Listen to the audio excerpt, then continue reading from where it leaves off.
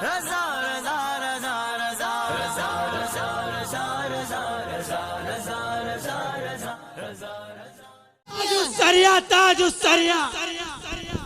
तो प्यारे दोस्तों, अरे अपने मुकद्दर पे नाज करो। हम कोई मामूली लोग नहीं है। हम लोग कोई भी आपको पूछे कौन है जी आप, तो नहीं बोलना मैं धर्मपुरी वाला हूँ।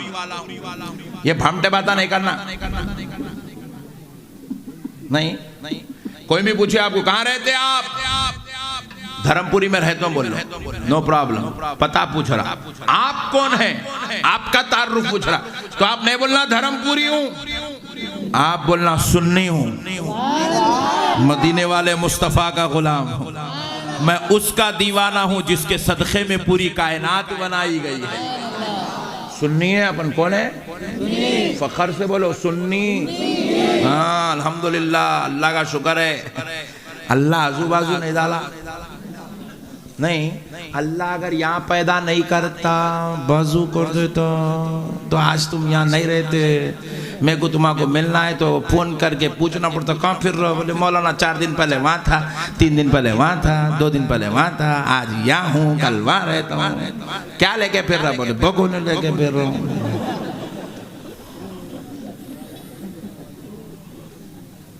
भगोने लेके फिरना पड़ता था पट्टे।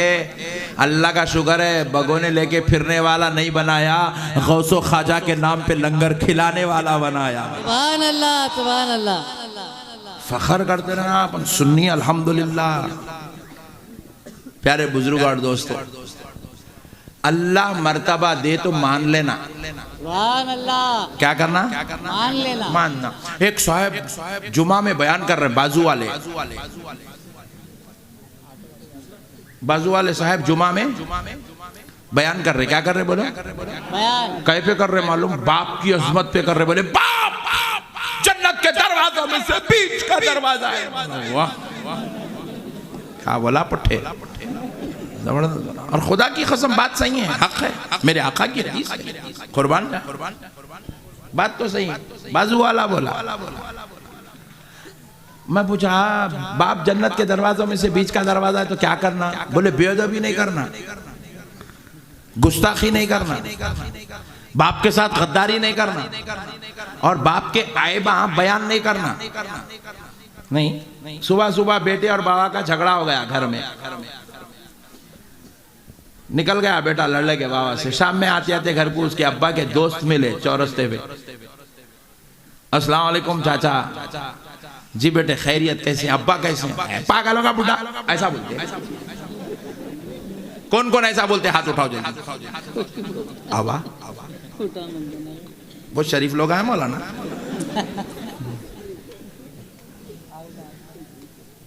प्यारे बुजुर्ग और दोस्तों, बाप से कितना भी झगड़ा होगा, बाप का दोस्त मिला, रिश्तेदार मिला, मोहल्ले वाले कोई भी मिले, बाबा नहीं अल्हम्दुलिल्लाह अल्लाह का शुक्र है अब्बा बहुत अच्छे है बोलता। सुभान अल्लाह। नहीं, अब्बा जान बोलता। प्यारे बुजुर्ग और दोस्तों, कोई बाप की बुराई बयान नहीं करता। लाख झगड़ा होगा घर में, बाप की इज्जत करेगा। क्यों? क्योंकि बाप जन्नत के दरवाजों में से बीच का दरवाजा है। तो बाजू वाले मौलाना बोले बाप का एहतराम करो, बाप की इज्जत करो। मैं बोला मौलाना अल्लाह बाप को एक इज्जत दिया, एक मर्तबा दिया, जन्नत के दरवाजों में से बीच का दरवाजा है, तो उसके ऊपर आधा घंटा 1 घंटा तकरीर कर दिया जुम्मा में। फिर वो भी नबी की हदीस पाक सुना के तू इज्जत करने की बात कर रहा। अरे मैं बोला दीवाने पहले ये तो बता, तेरे को कौन बोले बाप जन्नत के दरवाजों में से बीच का दरवाजा है? सुभान अल्लाह। बोले नबी बोले। तो नबी से सुन के बाबा के पैरा पड़ता, नबी के इल्म गैब का इनकार कैसा करता रे हौले?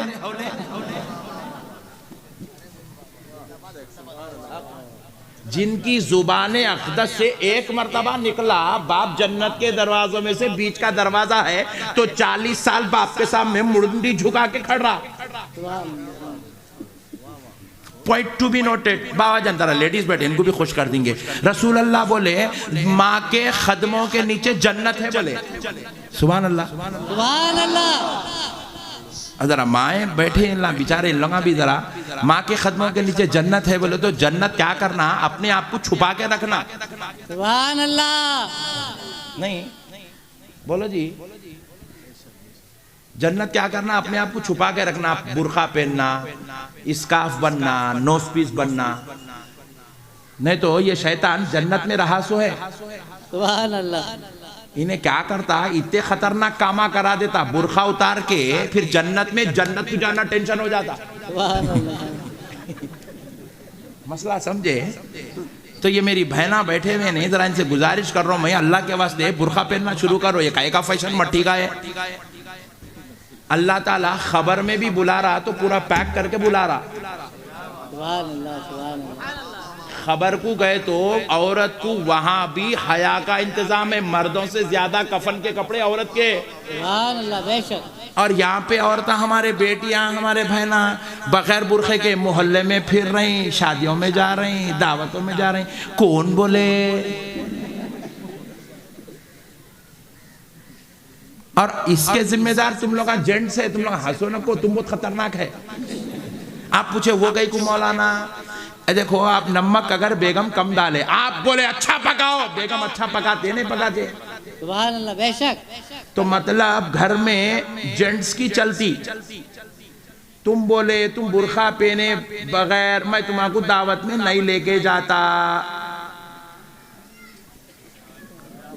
सुभान अल्लाह। तो लेडीज बुर्खा पहनते नहीं पहनते?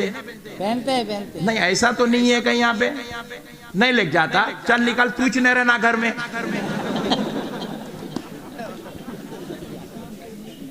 कहीं धर्मपुरी में ऐसा तो नहीं है कानून?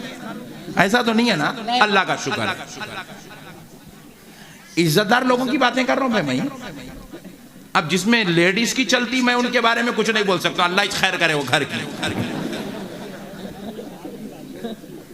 तो आपसे गुजारिश है, अपने घर में अपनी बेटी को बुर्खा पहनाओ। सुभान अल्लाह, सुभान अल्लाह। अपनी बेटी को बुर्खा पहनाओ, अपनी बहन को बुर्खा पहनाओ, अपनी माँ को बुर्खा पहनाओ। इन तीनों को पहनाए तो क्या होता, बेगम आते देखो लास्ट में, उन्होंने बोलते अम्मा ये घर वाले बहुत शरीफ दिख रहे। सुभान अल्लाह। उन्होंने घर में अपने अब्बा के नहीं पहने भी तो आप कने आके पहन लेते हो, क्योंकि ये घर की बेटियों को बुर्खा पहनाया जाता है, बहनों को बुर्खा पहनाया जाता है, माओं को बुर्खा पहनाया जाता है। तो अब आने वाली खातून भी बुर्खा पहन लेती। खैर ये मेरा मैटर नहीं है, बाद में आएंगे इसके ऊपर। तो अब मसला क्या है? अच्छा पहले अब बात कर सुते को पूछ लेंगे। आज के बाद कौन कौन अपने घर में बुर्खा नहीं पहनाएगा? हाथ उठाओ।